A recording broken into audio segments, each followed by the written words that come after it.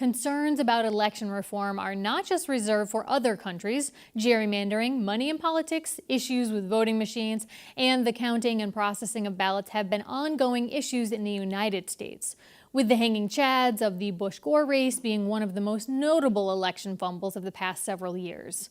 Josh Silver, the co-founder and director of Represent Us, sat down with Carolee McGrath to discuss his organization's push for fair, open, and honest elections.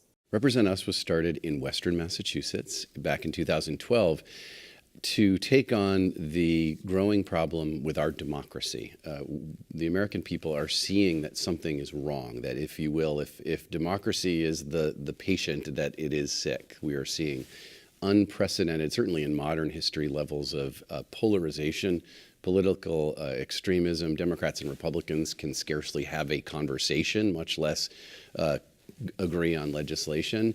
You're seeing the sort of naked auctioning of our democracy, special interests having really outsized influence in politics. Yet efforts to fix the problem historically have sort of lived on the left side of the political spectrum, with progressive liberal groups trying to fix it and doing good work. But 75% of the American people don't self-identify as liberal, but they support reforming the system. So Represent Us was created to enlist support from all areas of the American public, liberal, conservative, moderate, libertarian, in support of sweeping reforms to how we, the people, vote, how candidates run for office, and how politicians govern, changing things like campaign finance laws, election laws, the Electoral College, how we register to vote, whether or not felons are able to vote after they've been served their time, these kinds of issues which have been neglected for too long and are at the foundation of this broken system that is getting to a crisis point. So let's talk first about the Electoral College. That's something you want to do away with? No, we believe that we need to change the system so that we don't just have 4 states, which is currently the situation where 4 states become the absolute focus of presidential candidates. More than half of, for example, for Hillary Clinton and Donald Trump back in 2016, they spent more than half of their time and resources in just 4 states because the Electoral College makes it such that those are the only states that matter. We think that every state should matter, and we should change the law so that whoever gets the most votes wins the White House. Right, so that's a popular election, but the Electoral College was really set up to represent all states. So if you have California that has 55 Electoral College votes, and you have some smaller states that, Massachusetts has 11, Indiana has 11, that you would sort of balance out that vote so that big cities like New York, wouldn't be calling the election. Isn't that the reason that this was set up? Yeah, although the fact is that you have the U.S. Senate, which is created artfully to do the same thing, and especially with the ability to filibuster, we believe that that function is served by the U.S. Senate as it currently exists. And keep in mind, you have states like Wyoming or North Dakota that have tiny populations, but they have 2 senators just like California, and we think that's an appropriate check and balance. But in addition to that, wouldn't you say that, would you feel like this if, let's say, Hillary Clinton won the election and Donald Trump didn't? I am fiercely nonpartisan, as is most of the country. Keep in mind, it's pretty remarkable, but almost half of the American people are now registered independents. Only about 30% are Democrats, 27% are Republicans. And so what we see is we have a system that, because of these broken election laws, props up a 2-party duopoly. While the American people are tired with the Republican Party and the Democratic Party, they want more choices. They want to be able to elect independents and third-party candidates, and they can't. Why not? Because the way it works today, if you vote for the candidate you really want, well, you're worried you're going to spoil the election. Right. You're going to peel votes away from the candidate and then the worst candidate's going to win. This is broken. This is why we're really excited about something called ranked choice voting. It exists in 8 other countries, a dozen cities across America. And now, for the first time, is the law in the state of Maine and was used for the first time last year in federal elections. And it is likely going to be on the ballot as a new law here in Massachusetts, which makes it so that you pick your first, second, and third choice for candidates.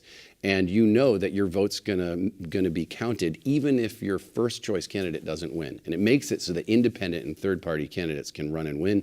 It fosters civility and moderation, and it's a total game changer. And talk a little bit about money, because I know that that's another big important issue to you. And there's an anti-corruption act that you want people to learn about and support. Tell us a little bit about that. Well, so I'll back out a little bit. So here we have this cancer that afflicts American democracy, and it really imperils the future of our country.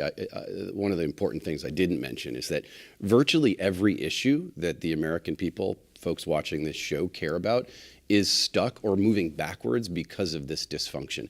Common sense solutions to roads, bridges, education, poverty, healthcare are not being addressed by Congress because of the outsized influence of money in politics and this rampant polarization.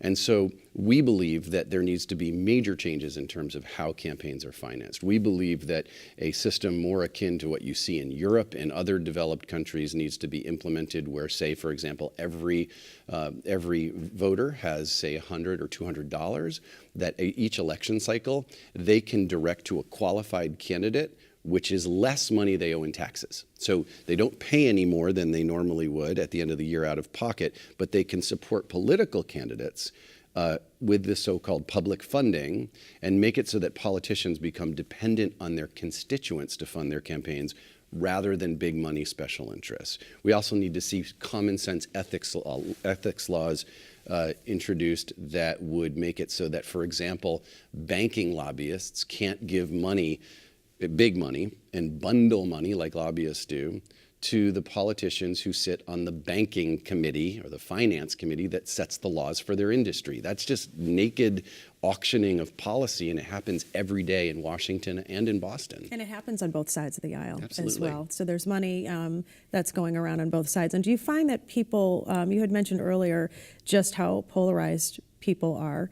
Do you find that when you have these conversations, people can kind of calm down and just really talk about, the nuts and bolts of the issue rather than the things that divide us? For sure. And I mean, here's the interesting thing. We are so polarized. It is so difficult to talk about any political issue. And when you name the truism that both major parties are captured by big money special interests, different sets of interests, but big money special interests, both major parties are failing to represent the people. We have a failed system of campaign finance and elections that disallows the kind of competition and moderation we all seek. People kind of let their guards down and they feel relieved because there's very few people who are sort of rabid partisans anymore. I mean, in fact, polling shows that registered Democrats, most of them are not happy with their party, and there's a disconnect between their values and what they want in their leadership, and the same on the Republican side. So it's time for us to all sort of set that aside and say the whole system needs a reset. And the American Anti-Corruption Act does that. It's a sweeping set of laws that change how we vote, it changes how candidates run for office, and it changes how politicians govern. And that's what's needed. We are at an inflection point in the United States where if we don't change these laws, we will not have a viable democracy going forward. We will not have a viable country. We will not have a viable earth. Like this is a crisis.